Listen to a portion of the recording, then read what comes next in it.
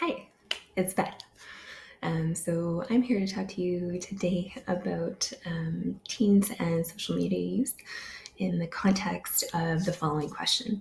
So Boyd, in her book from 2014, It's Complicated, suggests that there's a misunderstanding between youth use of social media and the current narrative around technology promoted in the media. Do you agree? And support your answer with some research. Okay, that's our starting point. So Boyd, in her book, Chapter 3, which is called Addiction, What Makes Teens Obsessed with Social Media, focuses on a few main points. So it starts from the fact that it's a psychological narrative that teens are addicted to social media, and does a really helpful review of the historical context of addiction and how that term has been medicalized, and how in the medical community, and she even talks about the DSM, so Psychological Evaluation Manual. It talks about addictions and disorders, and the issue that if you're addiction, it's a lack of self-control or social control. Also talks a lot about how teens themselves will use language, or we as humans ourselves will use language of addiction when we talk about social media, but that maybe doesn't have a strong physiological or even psychological basis. And then that might have to do with the pathologizing of behaviors that are different for different kinds of reasons. So I should say also, I should mention my own bias is that I very much tend to agree with most things that Boyd says. Just generally, I am more on the side of adults are a little bit too on edge about most things that kids do, and that most adults forget their own experience of being a teenager, and what that felt like, and what that was like for them, and tend to typically pathologize or problematize teenager behavior that is normal. And there are several reasons that happens, which I'll kind of get into because it connects to the research that I did to further this topic. Okay, where next? I wanted to revisit the idea of addiction specifically, for a couple of reasons. So the first is that I'm intimately familiar with the concept of addiction, and also mental health issues, and also obsessive and compulsive behaviors. So in addition to being autistic, I also am diagnosed with obsessive compulsive disorder. I also struggle with drug and alcohol issues periodically. And I also am diagnosed with anxiety and depression, which I am medicated for. So this is a topic that has a lot of things wrapped up in it for me. What I really appreciated about Boyd's article was how she pointed out that the issue with the rhetoric around using the word addiction or disorder for most teens' use of social media. On page 83, she says that anyone who engages in a practice in ways that society sees as putting more socially acceptable aspects of their lives in jeopardy are seen as addicted. Instead of acknowledging this, many adults project their priorities, which she points out are basically being industrious in school or work. So doing homework, doing organized sports, what we would term as being productive. But most adults project their priorities onto teens and pathologize their children's intersections with technology. So this brought up kind of a few connections for me that I'll elaborate on. But the first is that this connected very strongly to me to Dr. Devon Price's work on laziness does not exist, in terms of the fact that we are in this era of hyper productivity and have been kind of since the Industrial Revolution. But then as technological advances have come and we're able to work all of the time, you're able to be connected to work all the time, and to the point where now countries are having to enact legislation to make it legal for you to ignore your bosses at work. I think it was Belgium just released something like that today.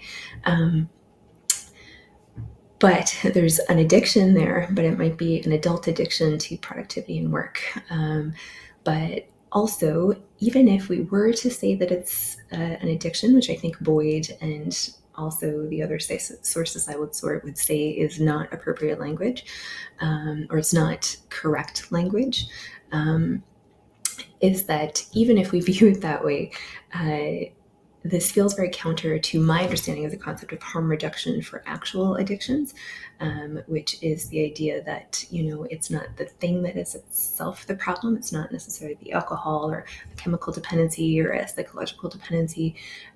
It's that you have to deal with the underlying issue. So that using that language of addiction isn't helpful from many perspectives, and the way we use it does not even imply a harm reduction model for kids in tech.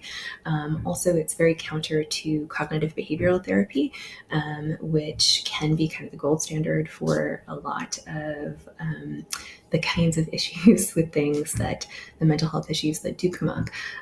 So I think using that language of addiction is not helpful in a clinical sense, and not accurate is what the sources sort of point out. So addiction, no dice.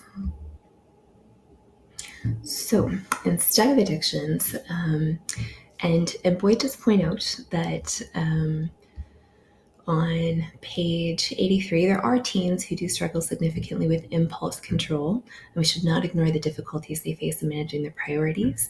But instead of prompting a productive discussion, addictions rhetoric positions new technologies as devilish and teenagers as constitutionally incapable of having agency to refuse the temptations around them.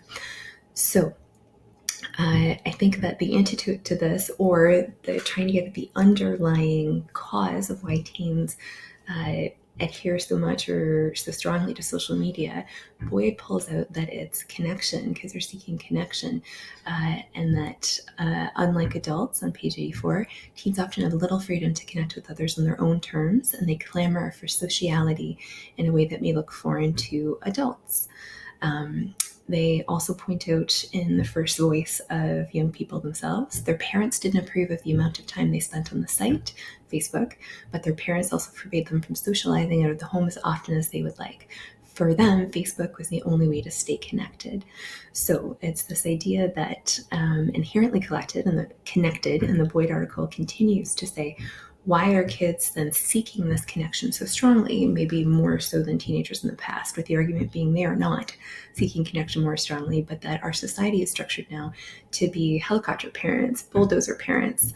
And this connects again to this Jonathan Haidt's work on the coddling of the American mind, which is a book that I highly recommend anybody that works with kids to read. But Jonathan Haidt is a social psychologist, a professor, a researcher who primarily works in morality and why conflict arises between people when they have different values or different morals. And wonderful researcher. I love most of his work, but particularly this Coddling of the American Mind book, I got really into in 2019 when I started to try to research why I was finding my kids were having less resiliency than I had observed a decade before. There are people who study this stuff, and there are. And the Coddling of the American Mind is a great made for an average reader summarization of the social psychology work of why kids, Gen Z kids, which are the kids we're pretty much talking about with technology now, seem to be so dependent on it, lack independence, or living with their parents longer, all of that. And in his work looks at all of the causes for that. Chapter 7 of that Coddling of the American Mind book discusses the links between teen mental health and social media. Now, that said, there's been improvements to that work since the book was released, and I'm going to include the articles there as well. So due to feedback when that book was released, Haidt now works with Twendy, I don't know how you say her name, but she's the author of iGen, which is another very popular book on teens and social media usage. She's kind of the more prominent researcher in that field, but they've collaborated to make a document called Social Media Use and Mental Health, a Review, in response to those claims. I'm going to link to that document, but I'll also link to an easier to read version with less first-person research from The Atlantic that was just released in 2021 that summarizes that research a little bit more. But the name of the game is that social media usage does have a marked negative impact on young teen girls. And that's something that we can see in the data. So, yeah.